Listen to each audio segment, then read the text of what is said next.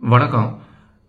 இப்போ சவுக்கு சங்கர் கைது விவகாரம் ஒரு பக்கம் போய் சவுக்கு சங்கர் எவ்வளவு சொத்து சேர்த்து வச்சிருக்காரு, யார் பேர்ல சொத்து சேர்த்து வச்சிருக்காரு அப்படிங்கிற விஷயம் எல்லாம் கொஞ்சம் கொஞ்சமா வெளியில வர ஆரம்பிக்குது.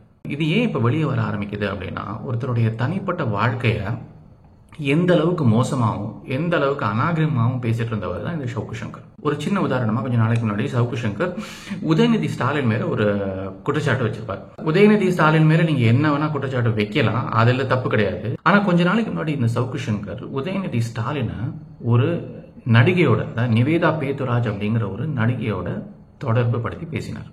இந்த நிவேதா பேத்துராஜ் அவங்களுக்கு துபாயில உதயநிதி ஸ்டாலின் 50 கோடிக்கு வீடு வாங்கி கொடுத்திருக்காரு அப்படிங்கிற குற்றச்சாட்டை வச்சார்.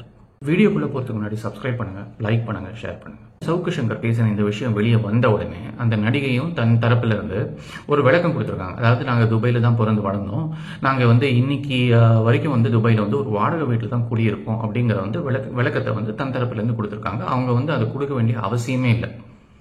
அப்படி கொடுத்து அவங்க இந்த விஷயத்துக்கு ஒரு முற்றுப்புள்ளி வச்சிருக்காங்க. இதை பத்தி தொடர்ந்து பேசின சவுக்கு சங்கர் இன்னைக்கு வரைக்கும் இதை பத்தி ஒரு ஆதாரமாவது வெளியிட்டிருக்காரு. மற்றவங்களை பத்தி இவ்வளவு பேசின இந்த சவுக்கு சங்கர் இவரை மாதிரியே யூடியூப்ல வேலை பார்க்கக்கூடிய ஒரு பெண் செய்தி வாசிப்பாளர் அப்படிங்கிறவரோட தொடர்புல இருக்காரு அப்படிங்கிற விஷயம் இப்போ வெளியே வர ஆரம்பிச்சிருக்கு. இதுல முக்கியமான விஷயம் என்ன அப்படின்னா, சவுக்கு சங்கருக்கும் அவருடைய இரண்டாவது மனைவியான நிலவு மொழிக்கும் ஒரு பெரிய பிரச்சனை இருந்தது. அந்த அம்மாவை கை குழந்தையோட அடிச்சு பத்தி விட்டது மட்டும் இல்லாம ஏகப்பட்ட புகார்கள். அந்த புகார்களை எல்லாம் தாண்டி தனக்கு பிறந்திருக்கக்கூடிய அந்த குழந்தைக்கு எந்த காசும் தரமாட்டேன் அப்படின்ட்டு கொஞ்சம் கூட ஒரு வெக்கமே இல்லாம 2 வருஷமா நீதிமன்றத்துக்கு நடந்தவர் தான் இந்த சவுக்கு சங்கர் அப்படின்ட்டு பக்கம் பக்கமா இவருடைய மனைவி சொன்னதுக்கு அப்புறம் இப்ப சமீபத்துல தான் அவங்கள போய் சமாதானம் பண்ற வேலையை பார்க்க ஆரம்பிச்சார். இரண்டாவது மனைவியை விவாகரத்து பண்ணாம ஒரு 3வது நபரை வச்சிருக்கிறது, அவங்களுக்கு 3.5 கோடிக்கு ஒரு வீடு வாங்கி வச்சிருக்காரு அப்படிங்கிற போதுதான் இது கேள்வி அவருடைய உறவெல்லாம் தாண்டி அவருடைய வருமானம் பத்தி எழுது. எங்கிருந்து இவருக்கு இவ்வளவு வருமானம் வந்துச்சு? அந்த 3.5 கோடிக்கு வீடு வாங்கி கொடுத்திருக்காரு, அதுக்கு அவர் வருமான வரி கட்டினாரா? அதே மாதிரி அந்த பெண்ணுக்கும் இவ்வளவு வருமானம் எப்படி வந்துச்சு?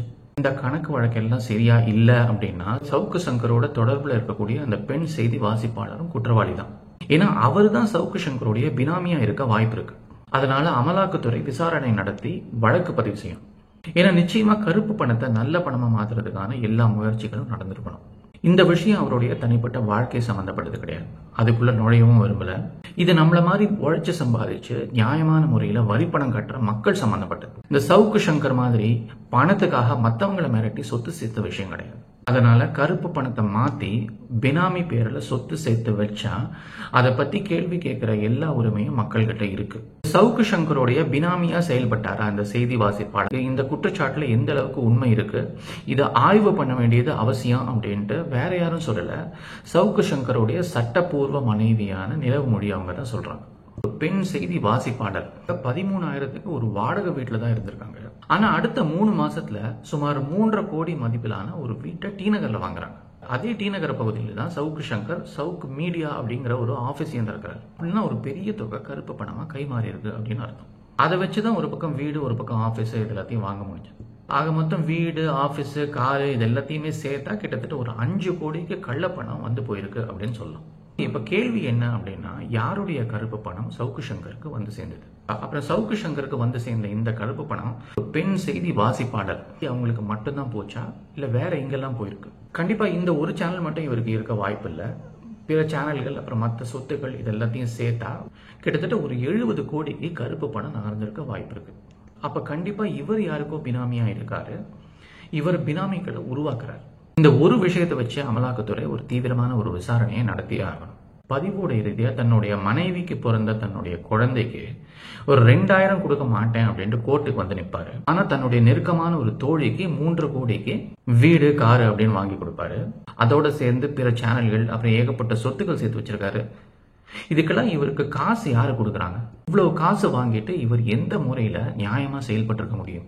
யார வேணாலும் மிரட்டி காசு பார்க்கலாம். கிட்டத்தட்ட ஒரு கூலிப்படியா செயல்பட்டு இருக்கிற ஒரு நபரை ஊழலுக்கு எதிர்க்க குரல் கொடுத்துக்கக்கூடிய ஒரு முன்மாதிரியான ஒரு நபரை எடுத்துக்கவே முடியாது.